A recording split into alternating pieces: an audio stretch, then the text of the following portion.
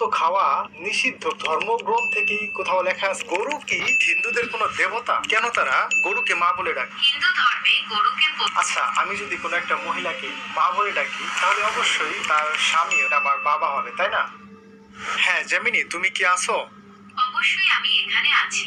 কেমন আছেন? হ্যাঁ আমি ভালো আছি। আমি তোমাকে কিছু প্রশ্ন করতে চাই, তবে তার আগে আমি আমার দর্শকদের একটু স্বাগতম জানাই। তুমি একটু অপেক্ষা করো, ঠিক আছে? অবশ্যই আপনার দর্শকদের স্বাগত জানান। আমি অপেক্ষা করব। সামনে কোরবানি, আর এই কোরবানিতে মুসলমানরা বেশিরভাগ ক্ষেত্রে গরু কোরবানি করে থাকেন। আর এই গরু কোরবানিকে কেন্দ্র করে ভারতের কট্টরবাদী হিন্দুরা মুসলিমদের উপরে নির্যাতন করেন, কেননা তারা গরুকে তাদের মা বলে মনে করেন। আজকে আমরা এআইকে জিজ্ঞাসা করব যে হিন্দু ধর্মগ্রন্থে কি গরুকে মা বলা হয়েছে, বা হিন্দু ধর্মগ্রন্থে কি গরু খাওয়া নিষিদ্ধ বা গরু খাওয়া যাবে না এই ধরনের কোনো নিষেধাজ্ঞা রয়েছে?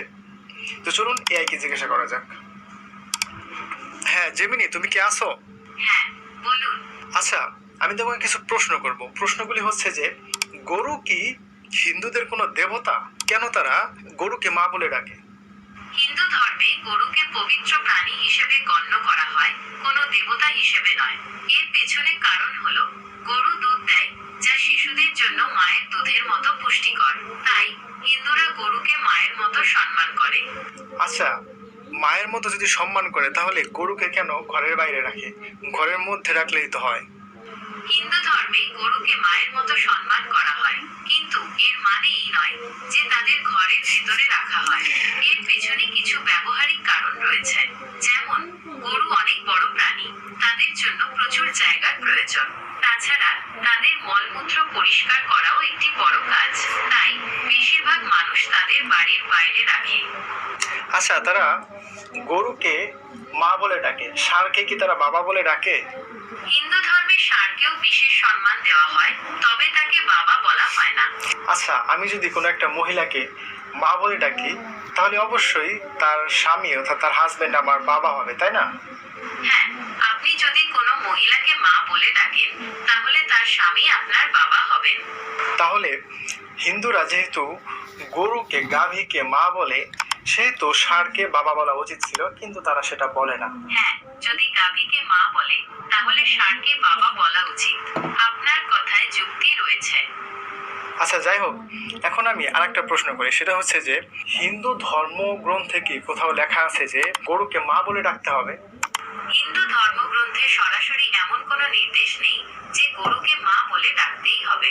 তবে গরু যেহেতু দুধ দেয় এবং মায়ের মতো আমাদের লালন পালন করে, তাই তাকে মায়ের মতো সম্মান জানানোর একটা রীতি প্রচলিত আছে। পৃথিবীতে এমন অনেক প্রাণী আছে যারা দুধ দেয়, যার মধ্যে আছে ছাগল আছে, উট আছে, তারপরে আরো বিভিন্ন ধরনের প্রাণী আছে যেগুলো দুধ দেয় এবং সেই দুধ মানুষ খায়। তো তাদেরকে তো আর সবাই মা বলে ডাকে না, তাই না? হ্যাঁ, আপনার কথায় যুক্তি রয়েছে। আচ্ছা, এখন আমাকে বলো যে হিন্দু ধর্মে গরুর গোস্ত খাওয়া নিষিদ্ধ ধর্মগ্রন্থে কি কোথাও লেখা আছে যে গরুর গোস্ত খাওয়া নিষিদ্ধ? ধর্মগ্রন্থে সরাসরি গরুর মাংস খাওয়া নিষিদ্ধ এমন কোনো স্পষ্ট নির্দেশ নেই। হিন্দু ধর্মগ্রন্থ সব থেকে বড় যে ধর্মগ্রন্থ পুরনো, তারা মনে করে ঋগ্বেদে তো ইন্দ্রদেব তিনি গরুর গোস্ত খেতেন, এই ব্যাপারে তো ঋগ্বেদে উল্লেখ রয়েছে। ঋগ্বেদে ইন্দ্রদেবের গরুর মাংস খাওয়ার কথা উল্লেখ থাকলেও পরবর্তী সময়ে হিন্দু ধর্মে গরুকে পবিত্র প্রাণী হিসেবে গণ্য করা হয়। তাই বেশিরভাগ হিন্দু গরুর মাংস খাওয়া থেকে বিরত থাকেন।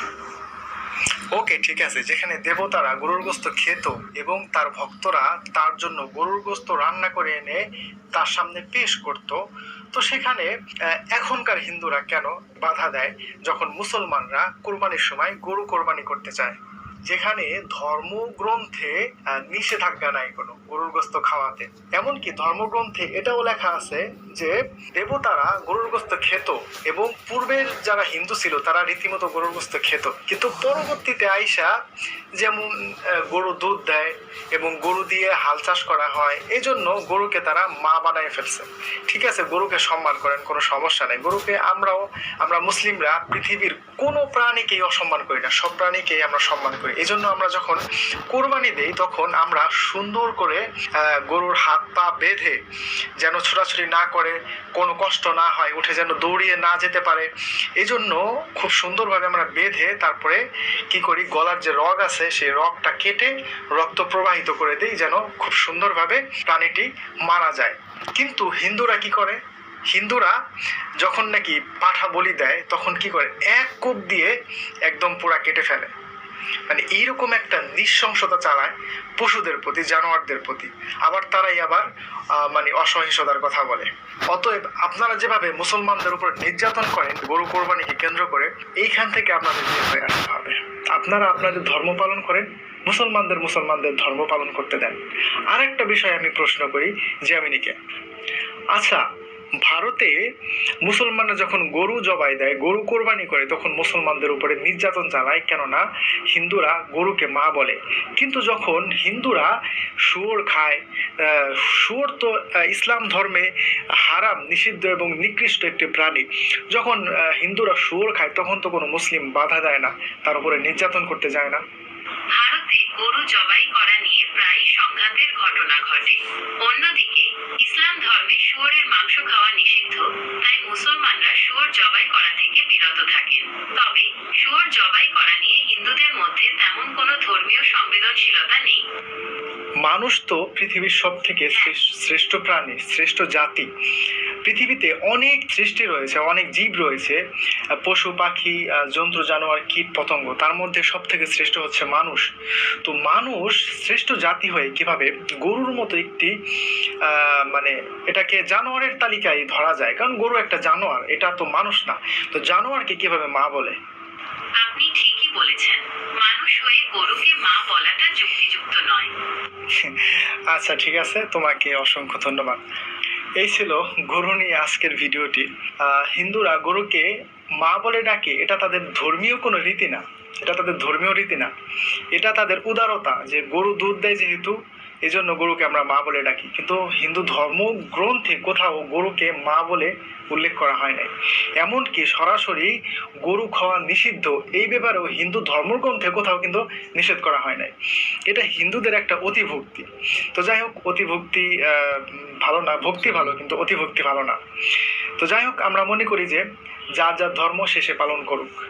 আপনারা গরুকে মা বলেন বা যাই বলেন, কোনো সমস্যা নাই, কিন্তু দয়া করে মুসলমানরা যখন গরু কোরবানি দেয় দয়া করে তাদের উপরে নির্যাতন অত্যাচার করবেন না। আপনারা আপনাদের ধর্ম নিয়ে থাকুন, আমরা আমাদের ধর্ম নিয়ে থাকি। তো এই ছিল আমার আজকের